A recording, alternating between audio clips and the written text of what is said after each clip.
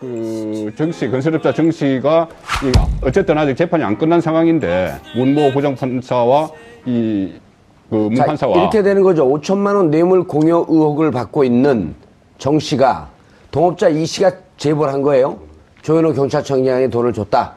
그래 이제 검찰이 수사를 하고 있는데 수사를 하는 과정 속에서 두 번씩이나 영장이 기각이 되죠. 정 씨에 대해서. 네.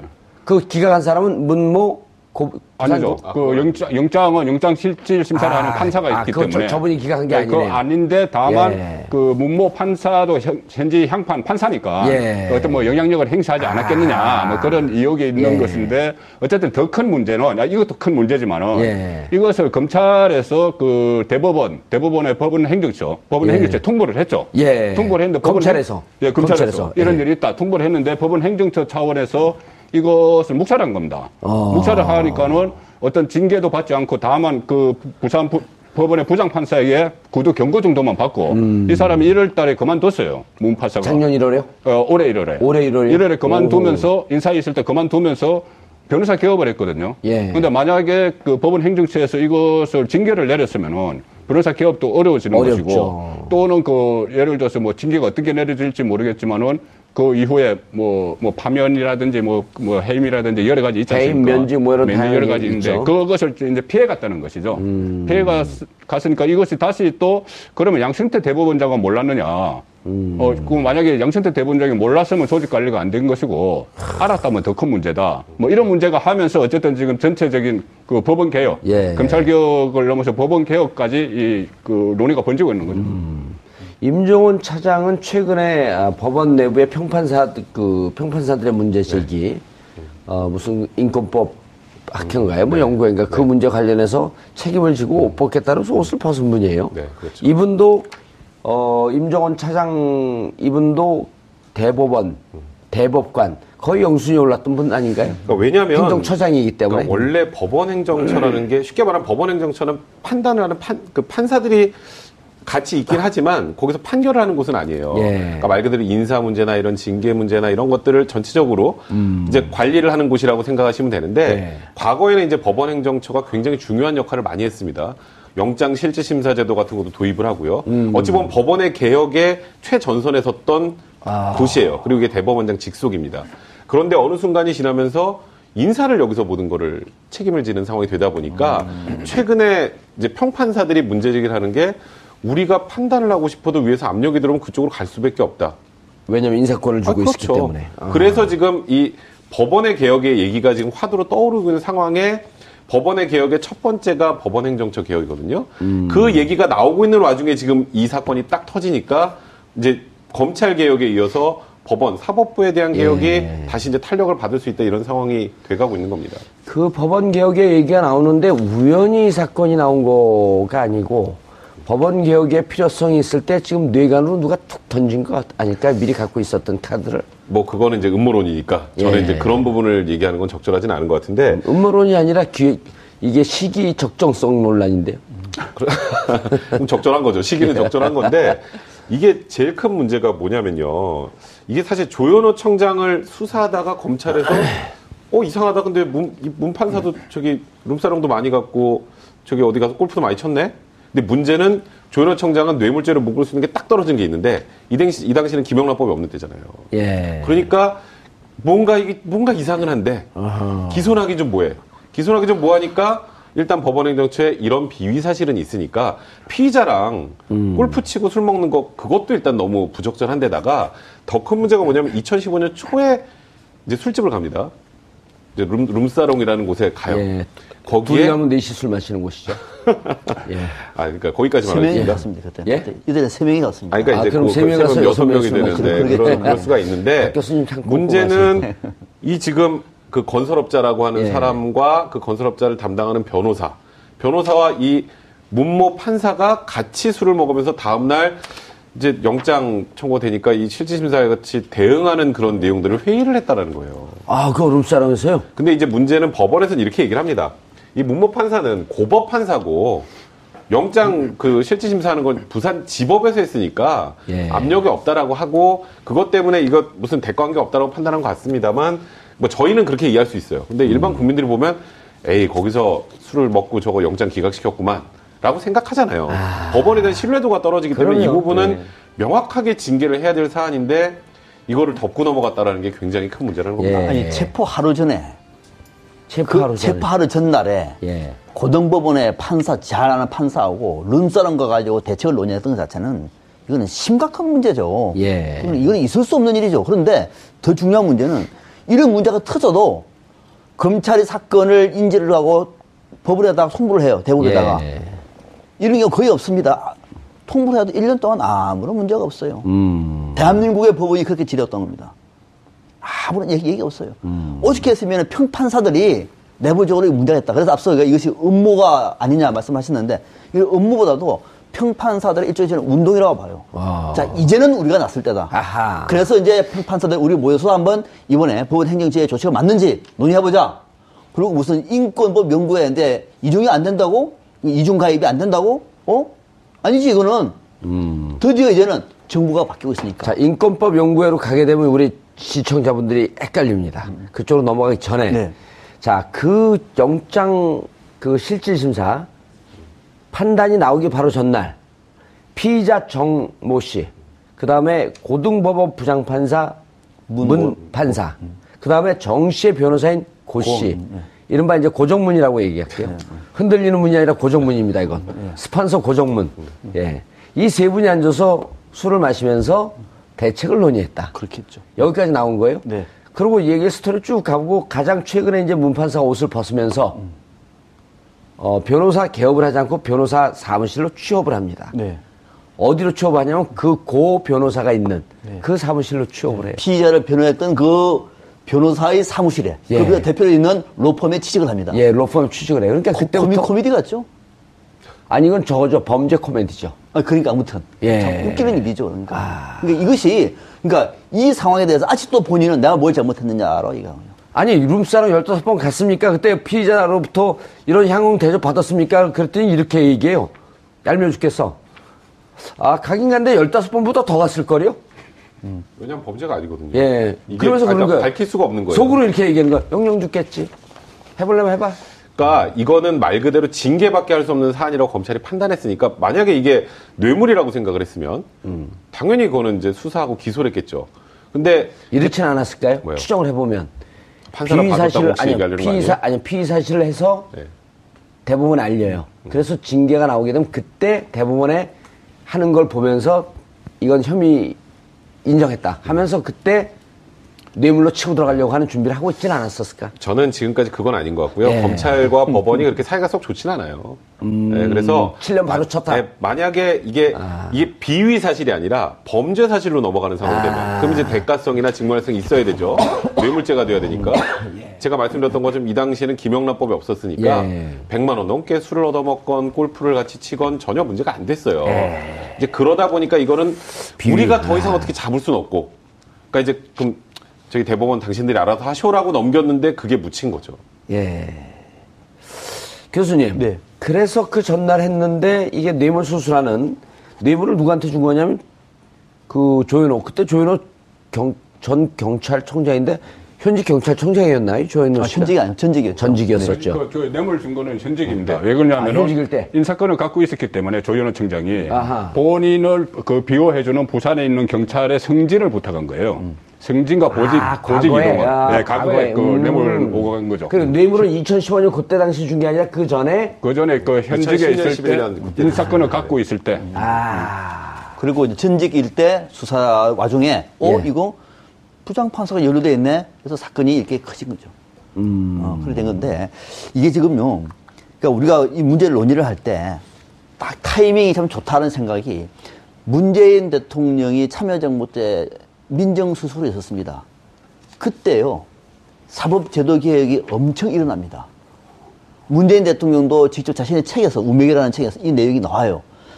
그때만 하더라도 강금실 법무장관 등등에서 사법제도 뭐 검찰개혁을 포함해서 많은 얘기 있었을 때 그때 했기 때문에 이번에도 오히려 아마 판사들도 지금 이 문제를 드러내서 정리하지 않으면 안 된다고 판단을 한 것 같아요. 한번 봐보세요. 그 업자들하고 건설업자하고 골프를 15번이나 치워. 저는 물론 이 사람 한 명이었을까요? 아마 많았을지도 몰라요. 한 묶음. 드러난 거는. 묶음이죠. 예. 아무도 드러난 거는. 예. 그럼에도 불구하고 이것이 오죽했으면 검찰에서 인지해야지 통보를 했겠습니까? 근데 관련된 사법부의 징계령과 관련돼서도 내부에 규정이 있음에도 불구하고 법원 행정처로 손도 못 대고 말았어요. 네, 손안 그리고 그냥 대거든요. 옷 벗고 나와서 지금 변호사 협의를 한 겁니다.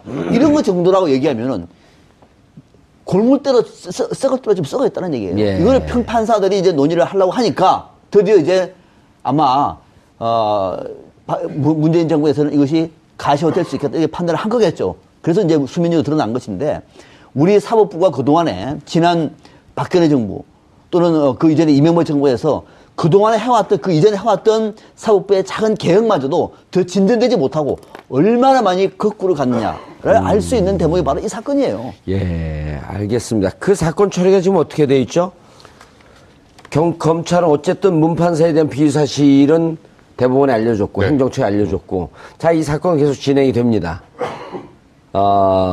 구속영장은 5월 10일, 16일 두 차례 연속해서 기각이 되고 참 희한한 일이죠. 그죠? 그러니까 이게 뇌물수수가 이렇게 당연한 일이죠. 보세요. 당연하죠. 지금 이런 사람, 이 왜 정모 당연한 씨라는 일이에요? 사람의 이런 사람들의 특징은 예. 아까 시작할 때 조현호 그 당시 청장한테 뇌물이 된 이유가 말씀하셨던 것처럼 내 수사를 해야 될 이 수사원들 좀 나를 좀 살살 다뤄줄 사람을 승진시켜달라는 거잖아요. 예. 거기서부터 시작을 설계를 한 거거든요. 그리고 그 이후에 설계했다라고 하니까 딱 이해가 되네. 보세요. 고등법원 부장판사를 만나서 왜 골프를 접대를 합니까? 왜 술을 사줘요? 자기는 지금 뭔가 구리는 게 많은 상황이거든요. 내 사건 담당하거나 내 사건에 뭔가 압력을 행사해줄 사람이니까 골프를 치고 줄을 대고 미리 자락을 깔아놓는 세상에 거죠. 공짜가 어디 있어요? 공짜가 제일 비싸요. 세상에 공짜가 없어 생긴 게 김영란법이잖아요. 그러니까 누가 봐도 의심스러운데 딱 떨어지게 혐의점을 찾기 힘드니까 뇌물로는. 예. 그러니까 그런 과정을 쭉 이렇게 지내왔으면 검찰도 오죽답답 저는 검찰이 오죽답답했으면 대법원에 알렸을 거라는 생각이 들어요. 본인들이 수사를 하다가 더 이상 이제 밝혀내기 힘드니까. 그러면 이거는 사실 명백하게 이거는 법관징계법에 해당하는 내용이거든요. 예. 법원의 품위 손상 있잖아요. 그죠? 법원 위신까지 떨어뜨렸죠. 이 정도 되면. 거기다가 법원 공무원 행동 강령에 사건 관련자, 직무 관련자들하고 술, 향응, 골프 이런 거 하지 못하게 돼 있어요. 그럼 명백한 징계 사유예요. 근데 이걸 왜 대법원에 덮죠? 그러니까 저는 이런 거 볼 때마다 사실 저는 변호사고 법조인이지만 너무 좀 화가 나네요. 근데 이게 물론 이게 어떻게 하나의 드러난 하나일 수도 있어요, 사실.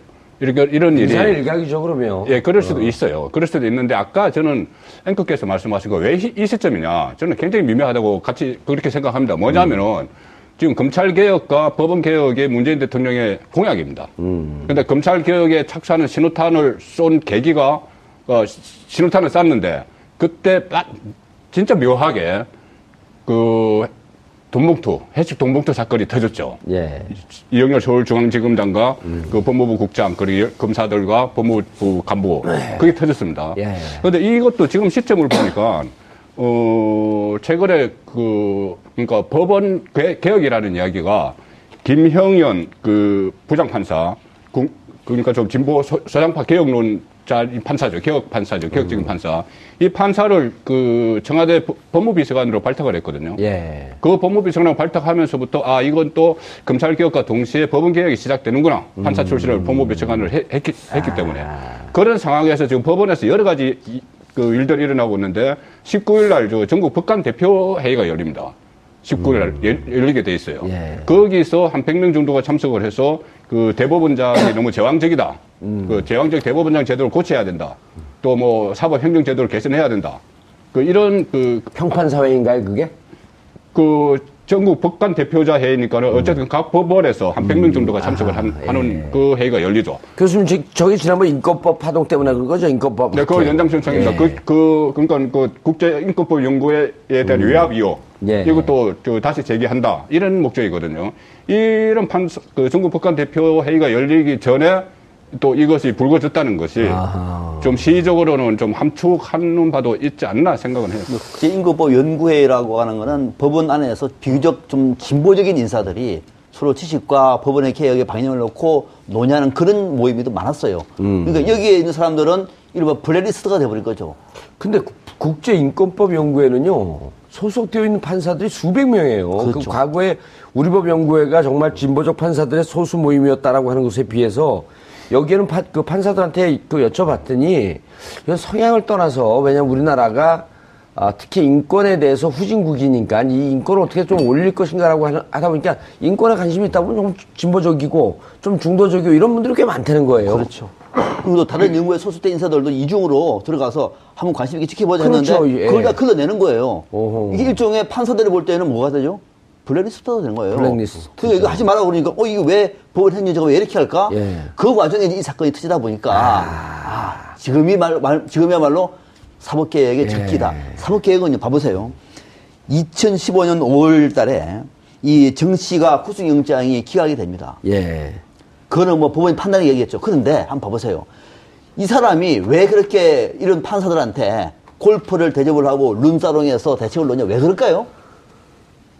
그거 저한테 물어보세요. 다 이런 생각을 가지고 있는 거예요. 그러니까 뭐냐면은 특히 지방법원 같은 경우에는 이 법원의 관료화가 우리가 생각하는 것 이상으로 굉장히 심각합니다. 심각하게 부패되어 있다. 굉장히 심각한 거예요. 그러니까 마음대로 눈치 안 보고 판결할 수 있는 상황이 아닌 거예요.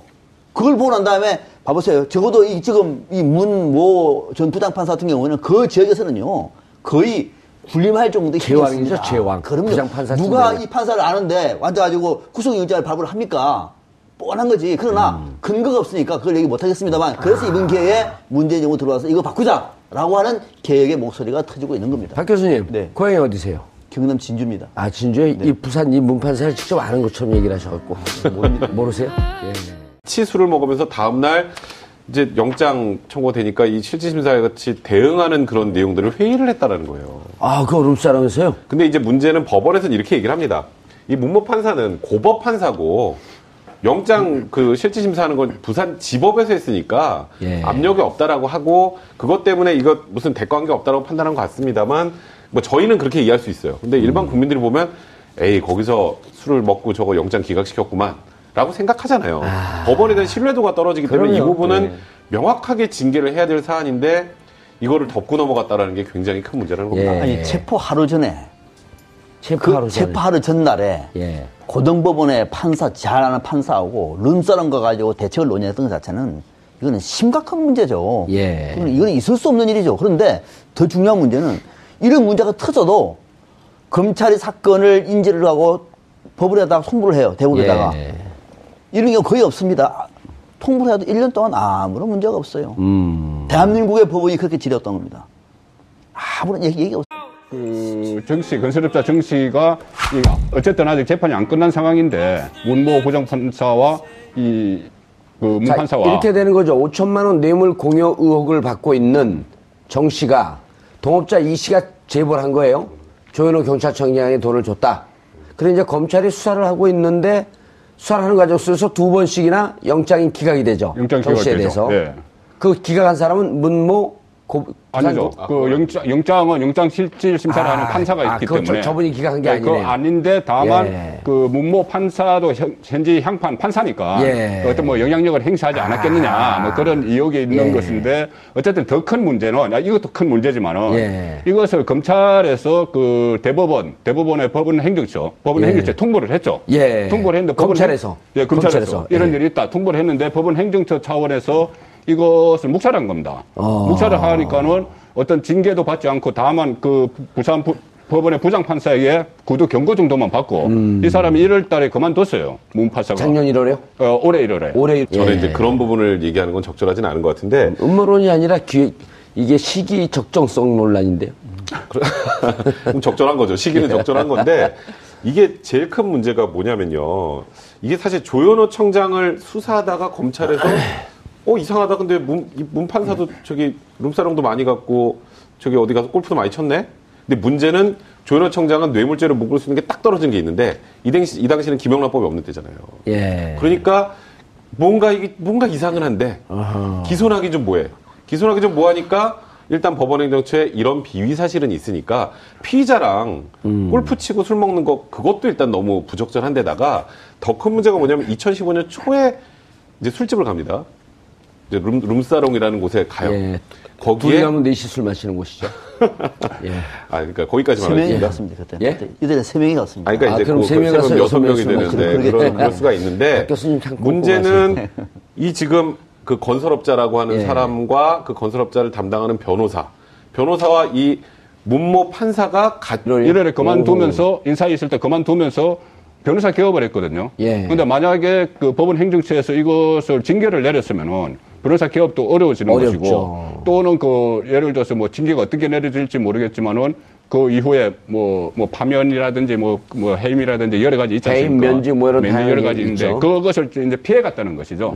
피해가 갔으니까 이것이 다시 또 그러면 양승태 대법원장은 몰랐느냐? 그 만약에 양승태 대법원장이 몰랐으면 조직 관리가 안 된 것이고 알았다면 더 큰 문제다. 뭐 이런 문제가 하면서 어쨌든 지금 전체적인 그 법원 개혁, 예. 검찰 개혁을 넘어서 법원 개혁까지 그 논의가 번지고 있는 거죠.